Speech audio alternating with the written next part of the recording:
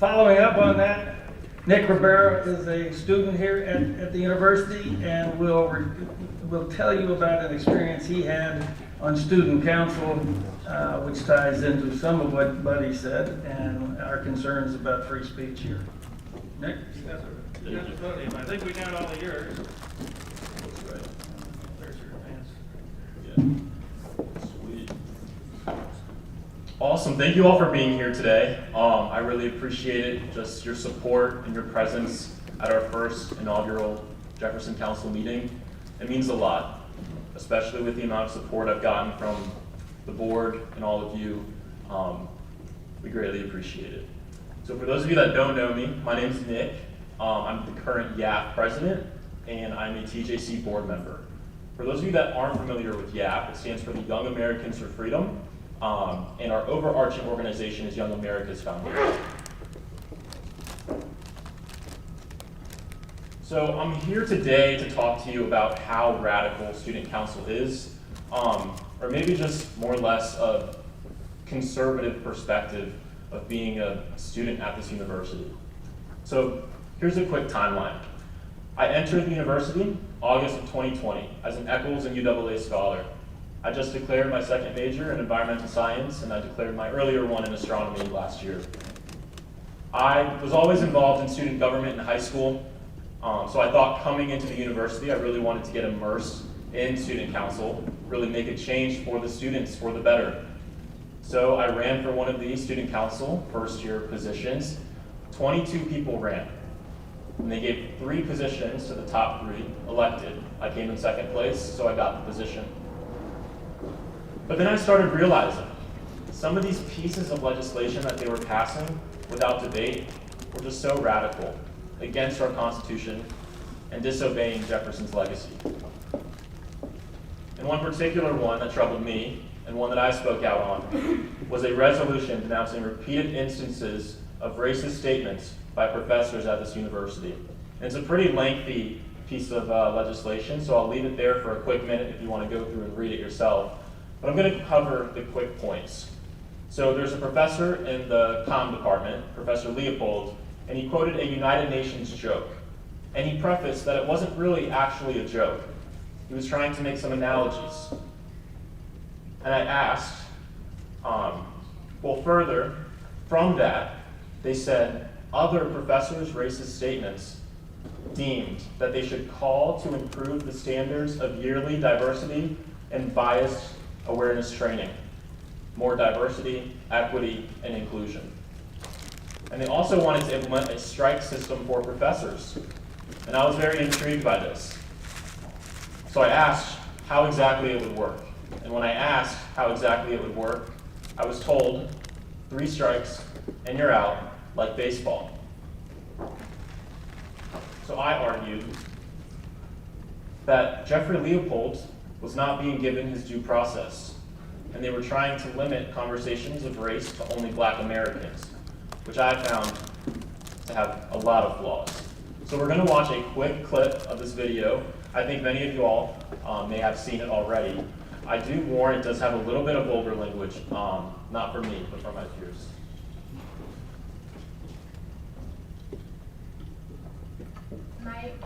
But it seems that I have to go there. So let me start with the first thing. Free speech. Since we want to be Constitution buffs or whatever, guess what's not protected? Hate speech. So let's start there, okay?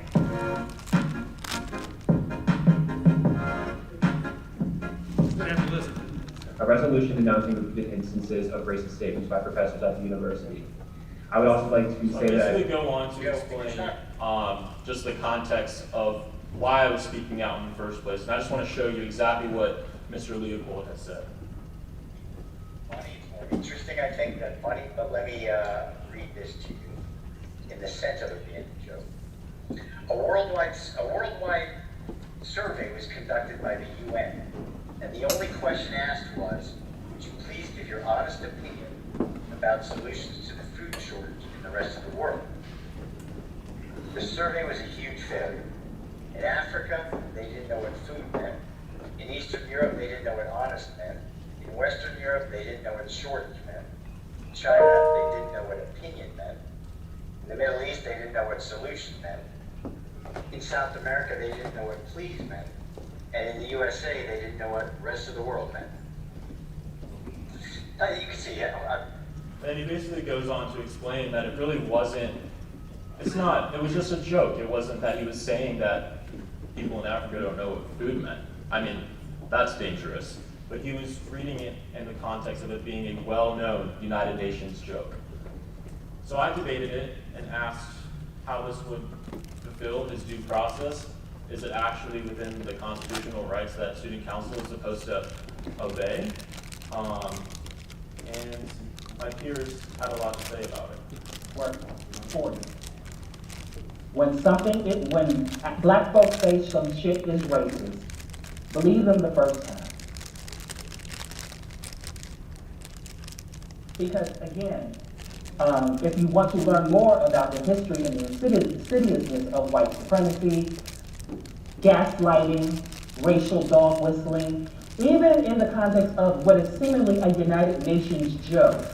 The United Nations joke is not exempt for racism and white supremacy because anti-blackness is global, period.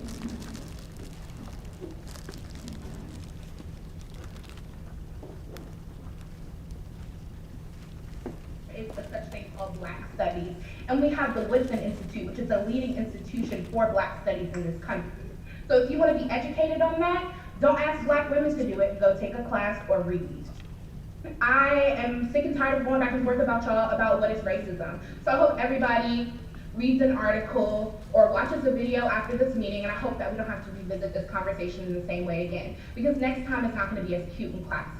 And I would also like to address Representative Cabrera. You mentioned that you are Puerto Rican, and as a Latinx student, I just want to echo again, I am also a Latinx student, and I just am not understanding where you're not understanding that there are multiple Black people who have spoken up tonight and are telling you that they were offended. What are you not understanding? You as a Latinx student, myself as a Latinx woman, I will never understand what Black people go through, and you don't either. So why are you speaking on issues that don't involve you?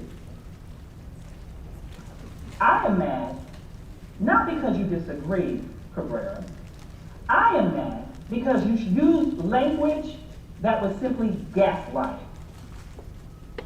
and disrespectful. And if I had any ounce of professionalism within me, because you invoked professionalism, I would cuss you the fuck out.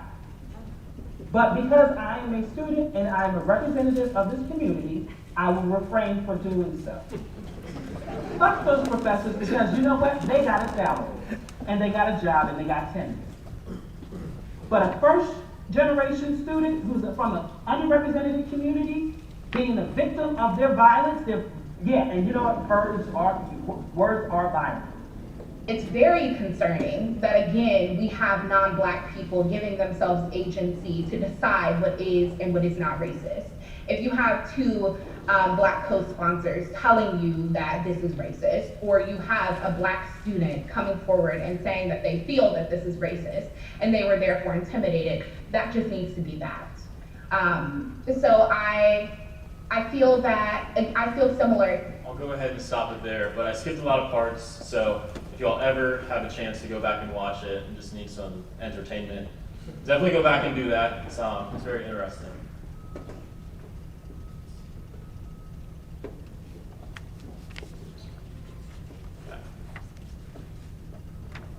So like I said, if we're going to limit conversations around race to only Black Americans, it's almost like we're starting to transition to a climate with limited free speech. Jefferson once said that the greatest danger to American freedom is a government that ignores the Constitution. And I know you can say whatever you want about U.S. Congress, U.S. Senate, but at Mr. Jefferson's university, his own student council is ignoring the Constitution. The following 24 hours were filled with hate, hostility, and harassment. I'll be the first to admit it was really hard to deal with when I woke up the next morning, seeing my name all over Twitter, Instagram, in class group me's, and whatnot. And they just continued. But it was really the Jefferson Council and this community that was able to help me. It was the Young Americans for Freedom that were there at those dark times. So this is just continuing the timeline. Eventually, YAF received the video from an anonymous tip line. Mid-November to March, I came into contact with Tom Neal, and eventually became a board member for TJC. The university administration makes statement and takes action. I left that date blank. There hasn't been one. So, despite sending a 32-page document citing my police reports that I had to file when I received physical threats trying to eat dinner at the dining hall and studying for my calc exam. And now, you're thinking, well, what can TJC actually do? We can do lots of things, and these are just some examples. Written support to the Board of Visitors, assistance in getting the story publicized, and we work to protect Jeffersonian values through speaker series with Young Americans for Freedom at the University of Virginia. Again, this is one of my favorite Jefferson quotes. Reason and free inquiry are the only effectual agents against error. Reason and persuasion are the only practical instruments. So of course, we host some speakers to get that across. We hosted Chip Roy and Rich Lowry in defense of Mr. Jefferson in October. We also hosted Mia Love, the first Black Republican Congresswoman from Utah, District 4, which is now represented by Burgess Owens, I believe. And she talked a lot about preserving American tradition. And then now, probably my favorite, and y'all probably heard of it, this Tuesday, we have the honor of bringing Vice President Mike Pence here to the University of Virginia. And this is really what we are able to do as TJC. We're able to preserve Jefferson's legacy. Jefferson would be proud of us for promoting intellectual diversity, dedication, and bringing back compassion to his university. So if you have your phone out, tickets are sold out technically, but we do have some tickets reserved, so you can scan this QR code if your phone reaches it. But if you want to come, it's on next Tuesday, and you don't have a ticket, just see me, and we'll make sure that you get one.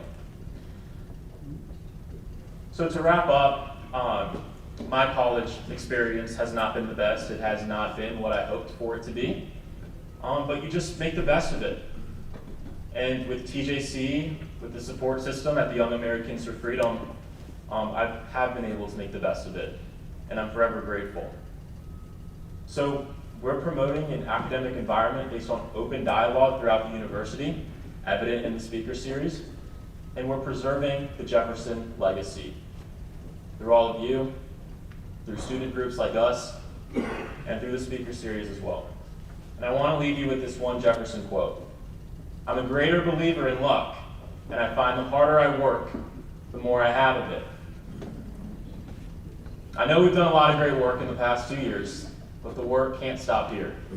There's going to be other things that come up throughout my college experience, throughout everyone else's, that we're going to have to work for. We're going to have to work harder than the day before to make a real difference at this university. And for that, I thank you all.